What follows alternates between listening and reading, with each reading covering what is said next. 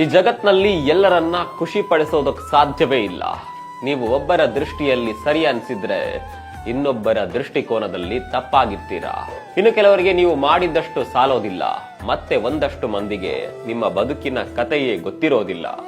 ಆದ್ರೂ ಅವರು ನಿಮ್ಮ ಬಗ್ಗೆ ತೀರ್ಪು ಕೊಡುವ ಹಕ್ಕು ತಮ್ಮ ಕೈಯಲ್ಲೇ ಇದೆ ಅಂದುಕೊಳ್ತಾರೆ.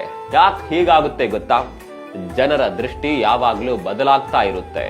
ಅವರಿಗೆ ಇವತ್ತು ಬೇಕಾದದ್ದು ನಾಳೆ ಬೇಡವಾಗಬಹುದು.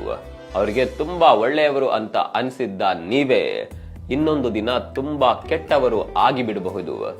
ಜನರು ನಿಮ್ಮನ್ನ ನಿಮ್ಗೆ ಬೇಕಾದಷ್ಟು ಆಳವಾಗಿ ಯಾವತ್ತೂ ಅರ್ಥ ಮಾಡಿಕೊಳ್ಳೋದಿಲ್ಲ. ಹೀಗಿರುವಾಗ ನೀವು ಎಲ್ಲರನ್ನ ಖುಷಿ ಪಡಿಸೋದಕ್ಕೋದ್ರೆ ನಿಮ್ಮತನವನ್ನ ಕಳೆದುಕೊಳ್ತೀರಿ. ಜನರ ಅಭಿಪ್ರಾಯಗಳ ಭಾರವನ್ನ ನಿಮ್ಮ ಬೆನ್ನ ಮೇಲೆ ಹೊರೋದಕ್ಕೆ ಹೋಗಬೇಡಿ. ನಿಮ್ಮ ಮನಸ್ಸಿಗೆ ಸರಿಯಾಗಿರೋದನ್ನಷ್ಟೇ ಮಾಡಿ. ಬೇಜಾರು ಮಾಡೋ ಮಾತುಗಳಿಗೆ, ತಪ್ಪಾಗಿ ಅರ್ಥ ಮಾಡಿಕೊಳ್ಳುವ ಜನರಿಗೆ, ತಿದ್ದಲು ಆಗದ ಸಂಬಂಧಗಳಿಗೆ ನಿಮ್ಮ ಜೀವನವನ್ನ ತ್ಯಾಗ ಮಾಡಬೇಡಿ. ಎಲ್ಲರಿಗಿಂತ ಒಳ್ಳೆಯವರಾಗಬೇಕಾಗಿಲ್ಲ, ನಿಮಗೆ ನೀವು ಒಳ್ಳೆಯವರಾಗಿದ್ರೆ ಸಾಕು. ನೀವೇನಂತೀರಾ? ಕಾಮೆಂಟ್ ಮಾಡಿ.